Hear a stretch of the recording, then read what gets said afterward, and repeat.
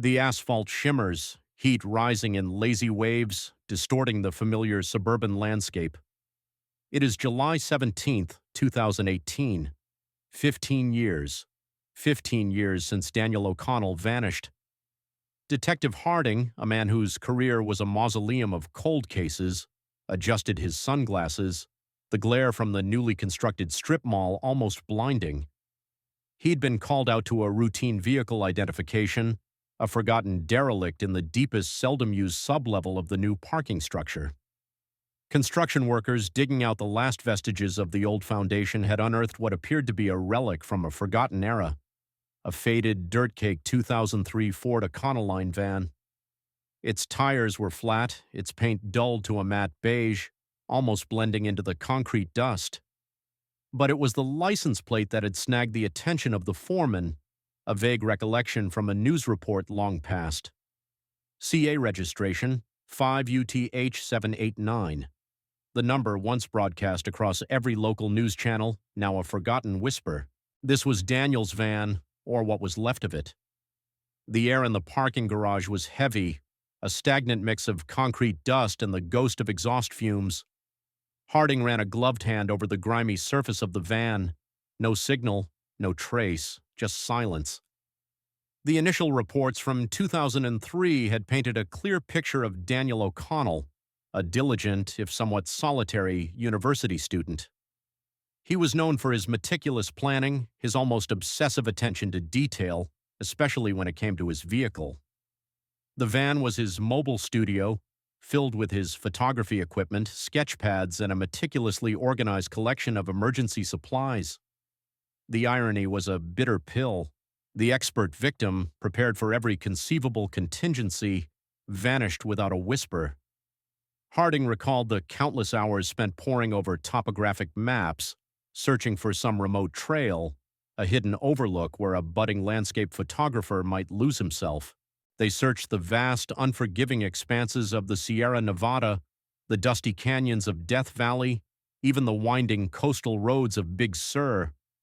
Every theory, every lead had evaporated into the thin mountain air or been swallowed by the Pacific's relentless tides. The van, they concluded, must have gone with him, swallowed by the earth perhaps, or driven into a ravine, a final desperate act of a troubled mind. But this was different. This was urban, mundane, impossible.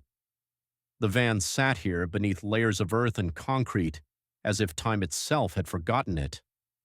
The initial excavation had been cautious, revealing not a crash site, but a sealed chamber. A forgotten level of a structure long demolished, then built over, a tomb of concrete and steel. The forensic team moved with a methodical, almost reverent slowness. Each touch, each movement was a deliberate act of excavation, not of earth, but of memory.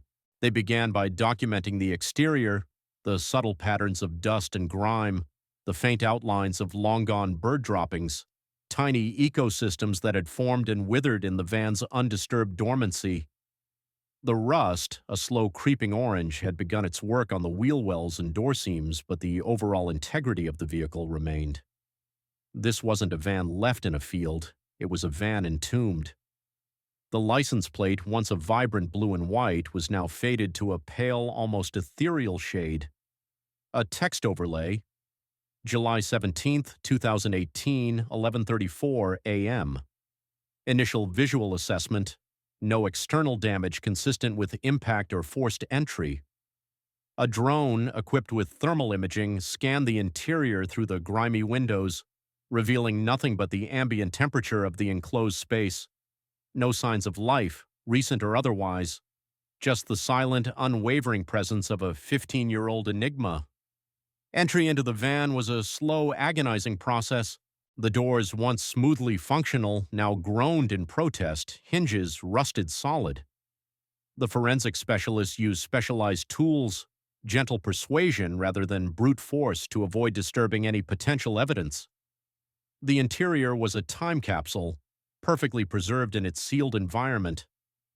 The air, when the seal finally broke with a muffled sigh, carried a faint, sweet smell, the ghost of old coffee, stale textbooks, and something else.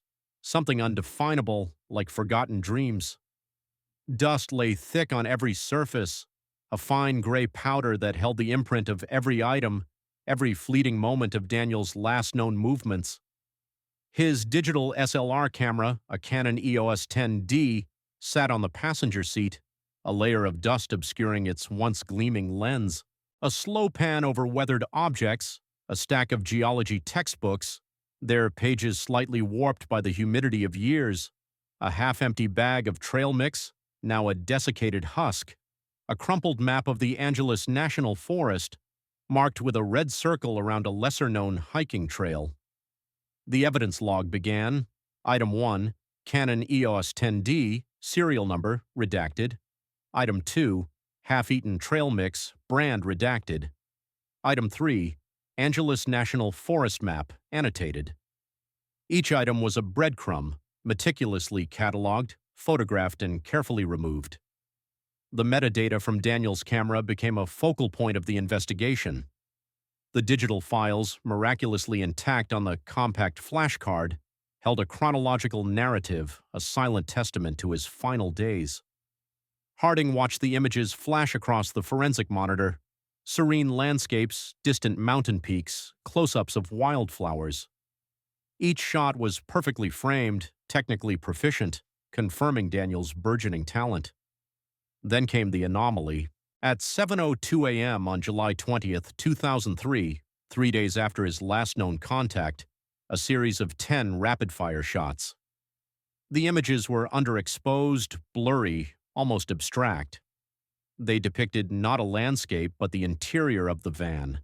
A flashbulb transition for time-stamped photos, 7:02:01 a.m., a blurred image of the dashboard, 7:02:02 a.m., the passenger seat, 7:02:03 a.m., a distorted view of the back of the van. The most unsettling detail, the last image taken at 7:02:10 a.m. showed the rear door slightly ajar, with a sliver of darkness beyond. Not the typical wilderness he frequented, but something confined. The implications were chilling. Daniel was inside the van taking photos 3 days after he was last seen, and ostensibly after he had vanished. GPS metadata, often unreliable in 2003, was a crude instrument then, prone to significant drift. Yet the camera's internal GPS, though lacking pinpoint accuracy, placed these final images within a 2-mile radius of the current parking garage. A rhetorical echo filled the sterile air of the forensic lab. The coordinates don't explain why. The coordinates keep their secrets. This wasn't a remote wilderness disappearance. This was something far more insidious, far more contained. The logical conclusion was inescapable, yet defied all known possibilities. Daniel had been in the van, in this precise location, or very close to it, at a time when he was officially considered missing. How could a van and its occupant simply disappear from a populated urban area, only to be rediscovered 15 years later, entombed beneath a new development? The reconstruction of the original site became paramount. Archival footage, static-filled and grainy, depicted the old strip mall that once stood where the new one now gleamed. Text overlays of specific dates and times. June 2003, aerial view of the old shopping center, including the sprawling surface parking lot. January 2004, demolition begins.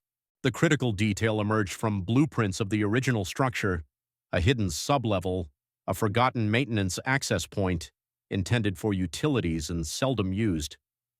It was accessible only through a discreet ramp, now long paved over, designed to be inconspicuous, almost invisible to the casual eye. This sublevel, a subterranean pocket of forgotten concrete, was directly beneath where Daniel's van was found. Imagine you are standing on that old parking lot, looking for a secluded spot, a quiet corner to work on your photography. Imagine the subtle incline of a rarely used ramp leading down into shadow. The open-loop question resonated through the investigation. Why would he drive into a hidden, forgotten sublevel only to vanish? The logical answer that he was trying to hide made no sense for a meticulously planned individual like Daniel. He was an expert in preparedness, not evasion. The initial theory of a deliberate disappearance, a self-imposed exile, had been thoroughly debunked in 2003. His life was stable, his academic future promising. No debts, no known enemies, no signs of distress. His journal, found within the van, contained detailed plans for future photographic expeditions, lectures he intended to attend, even a grocery list. Mundane, ordinary details that underscored the profound strangeness of his vanishing act. The last entry, dated July 16, 2003, read, "Meeting Professor Hayes tomorrow at 10 a.m. Need to check aperture settings for the new lens. Light looks promising for the botanical gardens."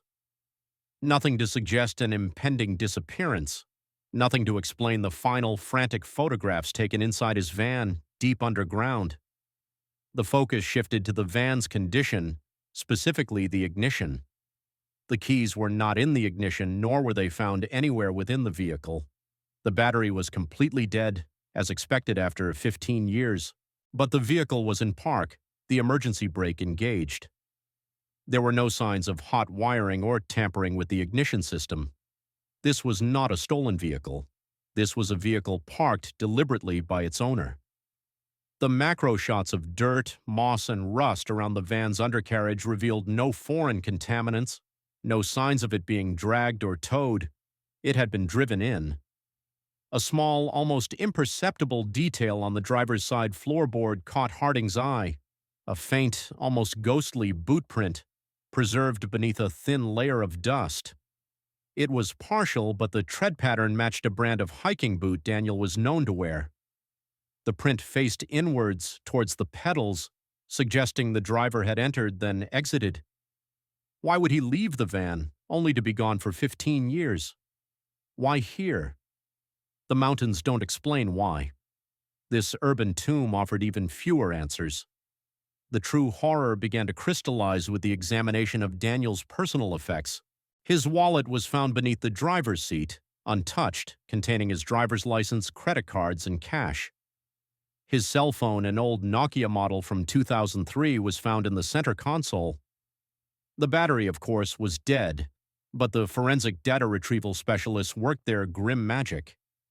The last outgoing call was to his mother on July 16, 2003 at 8:47 p.m. The last incoming call from Professor Hayes was on July 17, 2003 at 9:30 a.m., a missed call.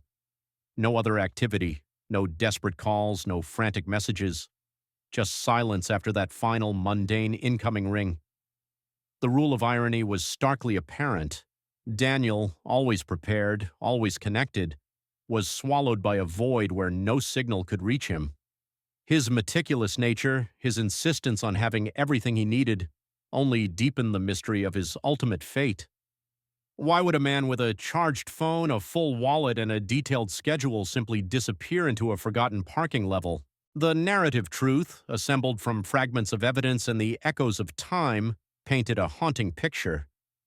Daniel O'Connell, on July 17, 2003, drove his meticulously maintained van into the hidden sublevel of the old strip mall. Perhaps he sought a quiet, secluded spot to review his photography, a place where the urban hum was muted. He parked, engaged the emergency brake, and exited the vehicle. The boot print confirmed this. Then the impossible occurred. He simply vanished. The rapid-fire photos on his camera taken 3 days later suggested he returned, or that someone else was there, using his camera. But why and how could he have re-entered a sealed environment?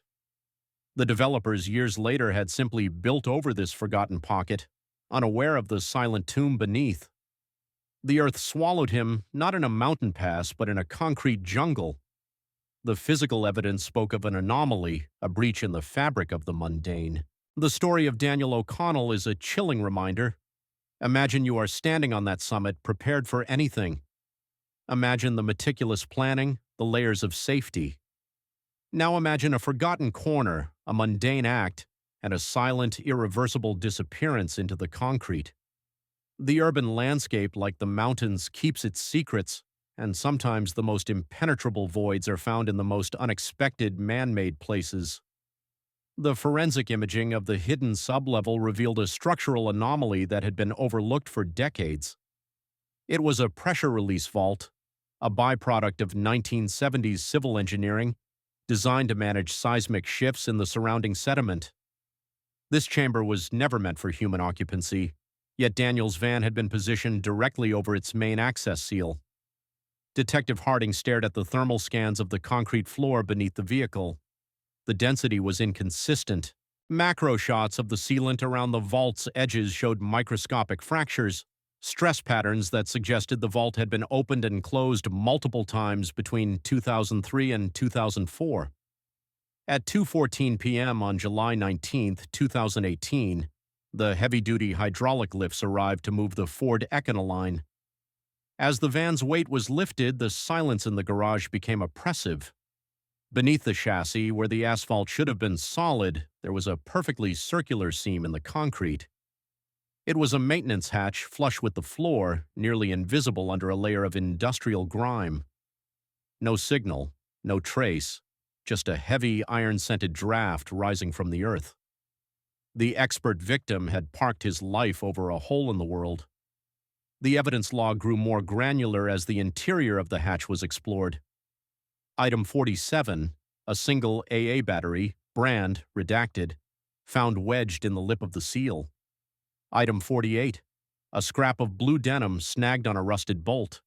Item 49, a lens cap from a Canon DSLR. The items were not scattered, they were placed. It was as if someone had been marking a trail in a place where light didn't exist. Forensic investigators, equipped with oxygen sensors and high-lumen floods, descended into the vault. The air down there was cold, a steady 54 degrees, preserved by the thermal mass of the surrounding soil. Static-filled archival footage from the 2003 disappearance was played side by side with the live feed from the vault. In 2003, Daniel's mother had told reporters, "He never goes anywhere without telling me his route. He's the most careful person I know." That careful person was now being reconstructed through the debris of a subterranean nightmare. The grieving investigator proxy, a young forensic tech named Sarah who had grown up in the shadow of the O'Connell case, pointed to a smudge on the vault wall. It was carbon, soot from a lighter. The reconstruction, the narrative truth, began to shift from a disappearance to a prolonged event. Timestamp. Pacing July 17, 2003, 10:22 a.m. The van is parked, the engine is cut. Silence follows for 68 hours, then the camera metadata intervenes. July 20th, 2003, 7:02 a.m. The rapid-fire photos. The images, when enhanced using modern AI upscaling, revealed a terrifying detail in the reflection of the van's rear window. A hand, a pale, slender hand, was gripping the interior handle of the van door. It wasn't pulling it shut. It was holding it open, just a crack. The forensic image showed the watch on the wrist, a Casio G-Shock, the exact model Daniel's father had given him for graduation. Why would he be hiding in his own van 3 days later, in the dark, beneath the surface of a busy city? The mountains don't explain why, and the concrete is even more tight-lipped. Sarah discovered the journals in a secondary storage bin in the back of the van. These weren't the meticulous photography logs found in the front. These were smaller, spiral-bound notebooks, the ink smeared by a shaking hand. The language was forensic casual, but the content was haunting. "The sound is coming from the floor," one entry read. Not a mechanical sound, a rhythmic one, like breathing. The dates on these entries were impossible. July 24th, July 28th, August 4th, 2003. Daniel O'Connell had lived in that van, in that hidden sublevel, for weeks after the police had officially declared the search area cleared. He had been feet away from shoppers, from commuters, from the very officers filing his missing persons report. He was a ghost in the machine of the city. The rule of irony was now a serrated edge. His preparedness, the gallons of water, the dried rations, the emergency blankets, had not saved him. They had only prolonged his isolation. He was too good at surviving. The open-loop question grew more deafening. If he was right there, why didn't he just walk out? The parking garage was not a prison. The hidden level had an exit ramp. The Nokia phone, while lacking a signal in the concrete depths, would have worked the moment he stepped into the light. Yet the forensic evidence of the tires told a different story. The rubber was flat, but not from age alone. The valve stems had been removed. Someone had immobilized the vehicle. Slow pans over the weathered wheel wells showed no signs of external vandalism. The valves were found inside the glove box, neatly placed in a small plastic bag. Daniel had immobilized his own van. He had trapped himself. Imagine you are sitting in the driver's seat.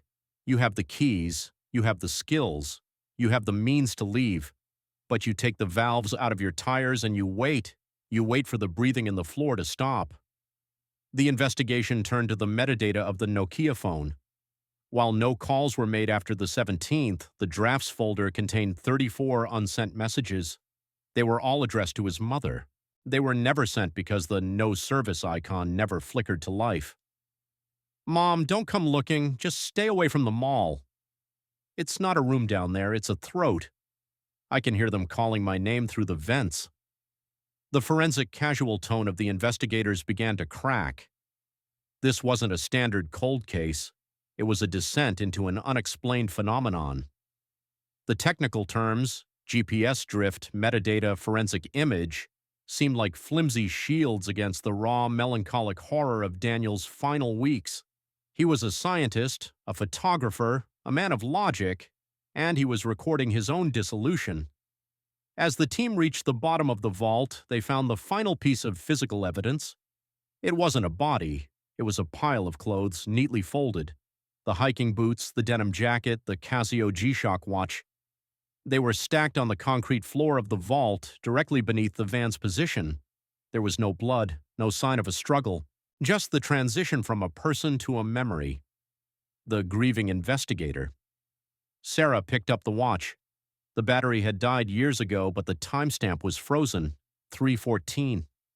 The date function was stuck on August 12, 2003, 26 days. He had survived in the dark for nearly a month. The macro shots of the clothes showed no biological decay, no DNA other than Daniel's. He hadn't been taken. He had unexisted. The city above had continued to move. In August 2003, a heat wave had hit the valley. People had flocked to the air-conditioned mall, parking their cars on the levels above, oblivious to the man living in the dark beneath their feet. The irony was a heavy shroud. The expert victim had used his knowledge of geology and structures to find the one place where he would never be found. He had used his photography skills to document a light that shouldn't be there. The final image on the Canon 10D, taken on August 12th, was not of the van or the vault. It was a long exposure shot, 30 seconds of pure white light. There was no flash used. There was no light source in the vault. The metadata showed the aperture was wide open, struggling to catch a glimpse of something that defied the laws of optics. Why would he fold his clothes? This question haunted Harding.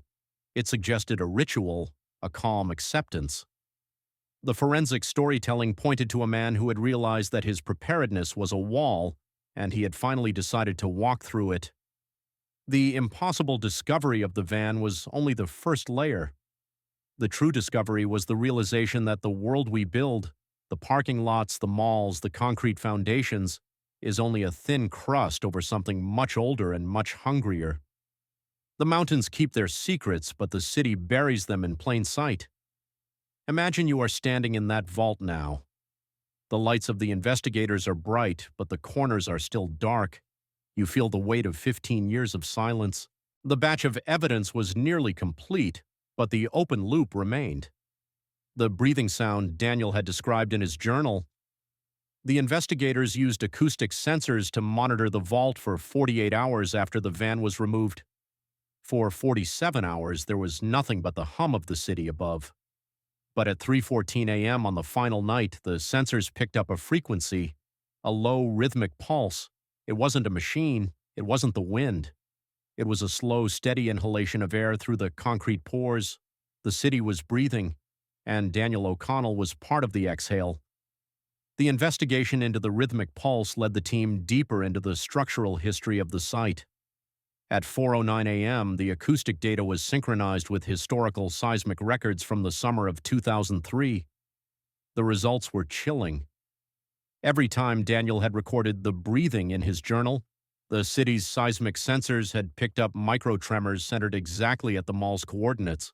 These weren't tectonic shifts, they were localized, specific, intentional. The grieving investigator. Sarah began to map these tremors against the timeline of Daniel's final days. The frequency of the pulses increased in direct proportion to how long Daniel stayed in the vault. The concrete wasn't just a tomb, it was a conductor. It was as if his presence, his very life force, was the catalyst for the city's hidden respiration. The mountains don't explain why, and the asphalt only vibrates with the answer. Forensic casual analysis of the white light photo, the final image, revealed a layer of metadata hidden in the noise. When the raw file was subjected to extreme contrast enhancement, shapes began to emerge from the bloom. They weren't figures but geometries, patterns of light that mimicked the structural bracing of the parking garage, but warped, as if seen through a lens made of water. The forensic team called it optical ghosting, a phenomenon where the camera captures a reflection of something not present in the visible spectrum. But Harding saw it for what it was, a map. Daniel hadn't been taking a photo of a light, he had been taking a photo of an exit that didn't involve a door. The open loop. Question: where does a man go when he leaves his clothes behind in a sealed room? Timestamp pacing, August 12, 2003, 3:12 a.m. Daniel writes his final entry. The light is no longer coming from the camera, it's coming from my skin. August 12, 2003, 3:14 a.m. The Casio G-Shock stops. The expert victim, in his final moments, displayed a terrifying level of composure. He didn't claw at the walls. He didn't try to break the seal. He simply prepared himself for a transition. The evidence log, item 50, a small pile of salt found near the folded clothes. In many cultures, salt is used to seal a threshold. Daniel wasn't trying to keep something out of the vault. He was trying to keep something in the world he was leaving behind. He was a scientist, using the only tools he had left to protect the mother he warned in his unsent messages. The focus shifted back to the van's interior, specifically the GPS unit, a primitive early-model Garmin that Daniel had hardwired into the dash. In 2003, these units were rarely used for tracking, but this one had been modified. Daniel, the meticulous student, had rewritten the firmware to log signal interference rather than location. The data showed that on July 17th, the interference levels spiked to 400% above normal. This spike didn't happen when he entered the garage. It happened when he stopped. The van hadn't just been parked, it had been anchored. Slow pans over the wiring harness showed that Daniel had bypassed the internal battery, hooking the GPS directly to the van's chassis. He had turned the entire Ford Econoline into a sensor, a giant antenna tuned to a frequency that shouldn't exist in the urban sprawl. The grieving investigator. Sarah discovered a hidden compartment beneath the van's floorboards, accessible only by removing the driver's seat. Inside was a second camera, a disposable film unit, untouched by the digital corruption that had plagued the Canon. When the film was developed in a darkened lab on July 22, 2018, the images were clear.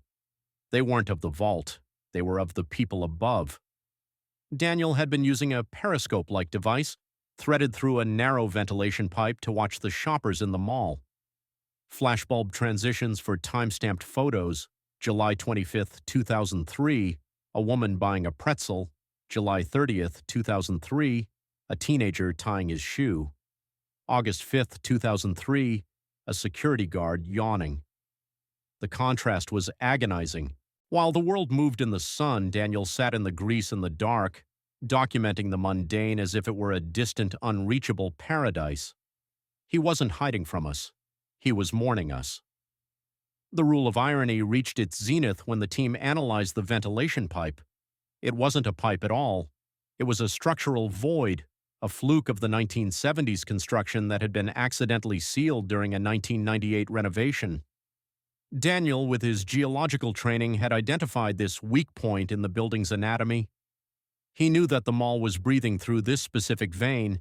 He had positioned himself at the very center of the structure's respiratory system. Why would he do this? To the grieving investigator, the answer was a somber realization. He was acting as a filter. The expert victim had identified a rot in the foundation, a metaphysical or structural sickness, and he had used his own body, his own meticulous presence, to plug the leak. The forensic storytelling now moved to the narrative truth of the mall itself. Between 2003 and 2018, the strip mall had been unusually successful. No accidents, no failures, no crime. It was a pocket of perfect stability in an otherwise declining neighborhood.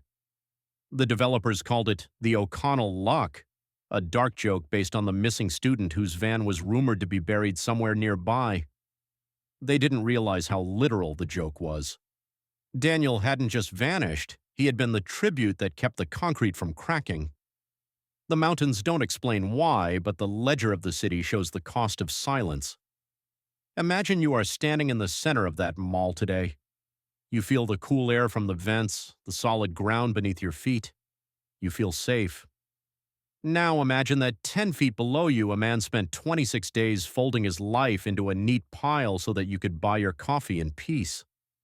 The impossible discovery of the van was only the first layer.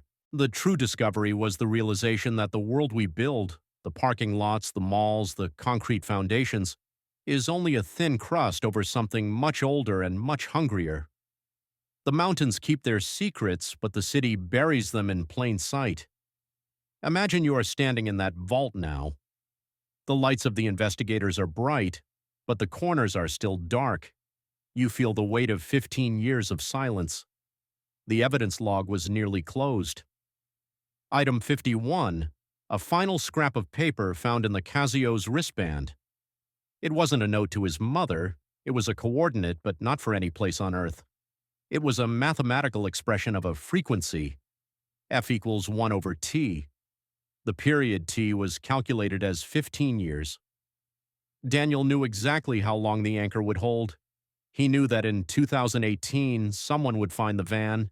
He knew the grieving investigator would be there to listen. The rhetorical echo, the concrete doesn't forget. The concrete just waits for its turn to speak. The batch concluded with a macro shot of the dust on the van's dashboard. In the very center, a single fresh fingerprint was visible. It hadn't been there when the van was first unearthed. It had appeared after the van was brought to the forensic lab in a room under a 24-hour surveillance. The print matched Daniel O'Connell's right index finger. He was still checking the aperture. He was still monitoring the light. The expert victim had not finished his work. Why would he come back now? The question hung in the sterile air of the lab, a haunting reminder that some stories don't end with a discovery. They only change state. The transition from investigation to revelation occurred on July 24, 2018, when the forensic team attempted to process the steering wheel for latent DNA. The grieving investigator. Sarah noticed a series of indentations in the leather wrap, not from wear but from pressure. Using a forensic light source, she revealed a rhythmic sequence of dots and dashes pressed into the material. It was a tactile log. Daniel, fearing his pens would run dry or the light would fail, had spent his final hours embossing the truth into the very machine that brought him here. The message, when translated from Morse, was a single repeated phrase: "The foundation is not solid." No signal, no trace, just a warning etched in leather. The expert victim had spent his last moments not praying but reporting. The discovery phase concluded with the opening of the pressure release vault's secondary floor. Below the concrete, the team found a cavity that shouldn't exist. It was a natural fissure, a jagged tear in the tectonic plate that had been bypassed by the 1970s surveyors. Static-filled archival footage from the original construction showed the workers pouring thousands of tons of filler into this hole, believing they had conquered the void. But the forensic casual analysis of the sediment inside showed no concrete. The Earth had swallowed the filler, and then it had waited for Daniel. Macro shots of the fissure edges showed smooth, glass-like surfaces, the result of immense heat or friction. The open-loop question: what kind of energy is required to vitrify rock 10 feet below a footlocker? Timestamp: pacing July 17, 2018, 11:45 p.m. The final forensic scan of the vault is completed. July 18, 2018, 3:14 a.m. The structural failure of the mall begins. The reconstruction, the narrative truth, now suggests that Daniel O'Connell wasn't a victim of a disappearance, but a volunteer for a containment. His van, the Ford Econoline, wasn't just a vehicle. It was a weighted seal, a 5,000-pound plug held in place by his own meticulous maintenance of the emergency brake. The moment the hydraulic lifts removed the van's weight, the equilibrium was broken. The grieving investigator watched as the cracks in the parking garage floor didn't just spread, they hummed. The frequency F equals 1/T was no longer a calculation. It was an audible groan of metal and stone. The final evidence log item was recovered from the very bottom of the fissure, snagged on a protrusion of obsidian-like rock. Item 52, a single, unexposed roll of 35mm film, encased in a lead-lined canister. When the lab technicians processed the film, they found only one frame that wasn't blank. It was a self-portrait. Daniel O'Connell, standing in the dark of the vault, lit by the white light he had documented on his digital camera. He was smiling. It wasn't the smile of a man in distress, but the smile of a scientist who had finally seen the data he was looking for. Behind him, the walls of the vault seemed to be dissolving, turning from concrete into a translucent organic membrane. The mountains don't explain why, but the film captures the how. He wasn't trapped, he was invited. The narrative truth reached its somber conclusion as the mall was officially condemned on August 1, 2018. The developers, facing billions in losses, attempted to sue the city, but the forensic evidence was irrefutable. The structure was built on an impossible void. The grieving investigator. Sarah sat in the empty parking lot, watching the sunset hit the rusted frame of Daniel's van, which sat in the impound lot like a spent shell. The expert victim had given the world 15 years of normalcy. He had traded his life for a decade and a half of quiet suburban commerce. The rule of irony. The man who was obsessed with capturing the permanence of landscapes ended up becoming a temporary fix for a permanent hole in reality. Imagine you are standing on that hidden level now, as the demolition crews prepare the final charges. You look at the spot where the van sat for 15 years. You feel a slight vibration in the soles of your shoes. Is it the machinery, or is it the exhale? The impossible discovery of Daniel's van was a gift, a warning that our structures are only as strong as the sacrifices buried beneath them. The forensic storytelling ends not with a resolution, but with a moral warning. Do not mistake silence for safety. Sometimes the most prepared person in the room is the one who knows when it is time to stop fighting the dark and start becoming the light. The final rhetorical echo. The mountains keep their secrets, the city buries them, and Daniel O'Connell remains the only one who knows the depth of the foundation. As the cameras pan away from the crumbling mall, a flashbulb transition takes us back to a grainy 2003 photo of Daniel, standing by his van, checking his watch. He looks at the camera, and for a split second the image seems to flicker. 3:14, August 12th. The time is always now. The mission is always the same. Watch the light. Monitor the breathing. Stay in the vault until the anchor holds. The story of the student who disappeared in 2003 is no longer a missing person case. It is a forensic essay on the cost of stability. We walk over the tombs of the prepared every day, never realizing that their meticulousness is the only thing keeping the asphalt from screaming. The grieving investigator. Sarah left her Casio watch on the dashboard of the van before it was crushed for scrap. It was a gesture of justice through memory, a way to tell Daniel that his shift was over. But as the crusher came down, the watch didn't break. The metadata of the world just shifted. The breathing stopped, for now. The legacy of the O'Connell case shifted from a forensic investigation into a structural haunting. By September 2018, the demolition of the strip mall was halted. The contractors refused to enter the sublevels, citing acoustic distress, a technical term for a sound that bypasses the ears and vibrates directly in the marrow. Forensic Casual reports noted that the rhythmic pulse previously measured at 3:14 a.m. had stabilized into a constant low-frequency hum. The grieving investigator Sarah, now a private consultant for the O'Connell family, returned to the site one last time. She brought a seismograph. The readings didn't show tectonic movement. They showed a waveform that looked exactly like a human heartbeat, slowed to one beat every 15 minutes. The city was no longer just breathing, it was dreaming. Text overlays of specific dates and times: October 14th, 2018, 2 a.m., the final extraction of the pressure release vault. The expert victim's presence was still felt in the granular details of the excavation. As the crews reached the deepest layer of the foundation, they found the source of the vitrified rock. It wasn't volcanic.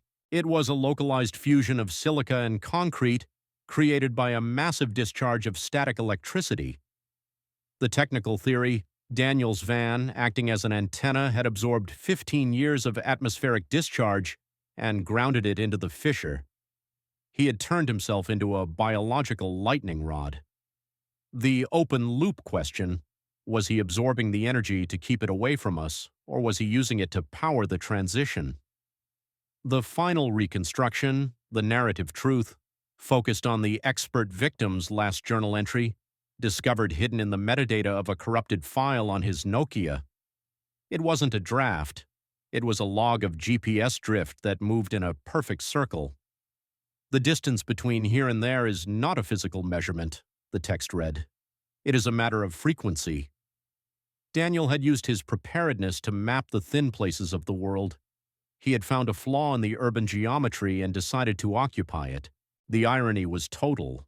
His disappearance was the only way to ensure the city remained visible. He became the dark matter of the parking lot, the invisible weight that held the structure in place. Macro shots of the dirt and moss now growing in the abandoned sub-level showed a strange bioluminescent fungus. It only grew in the shape of a Ford Econoline's footprint. The forensic team analyzed the spores and found they contained traces of iron oxide, the same rust that had claimed the van. The impossible discovery had left a biological scar. The mountains keep their secrets, but the concrete grows a memory. Imagine you are standing at the edge of the fenced-off site. You look down into the pit where the van once sat. You realize that the silence isn't an absence of sound, it's a presence. The story ends with a moral warning for the survivors. We build our lives on the assumption that the ground is solid, that the past is buried, and that a vanished man is simply gone. But Daniel O'Connell proved that gone is just a relative term. The grieving investigator. Sarah looked at the final printout of the seismograph. The heartbeat was accelerating. As the anniversary of the van's discovery approached, the frequency was returning to F equals 1 over T. The 15-year cycle was resetting. The vault was empty, the van was scrapped, and the anchor was gone. Rhetorical echoes. The mountains don't explain why. The city doesn't explain how. But the light in the vault is still searching for a lens. The final visual cue, a slow pan over the now empty parking lot. The camera moves lower and lower until it is flush with the asphalt. A flashbulb transition reveals a single fresh boot print in the dust. It faces the street. The expert victim has finally exited the vehicle. The open loop remains. Now that he is out, who is going to keep the foundation from cracking? The chronicle of the student who disappeared in 2003 concludes here. The evidence is filed, the site is closed, and the truth remains entombed in the forensic casualness of a cold case essay.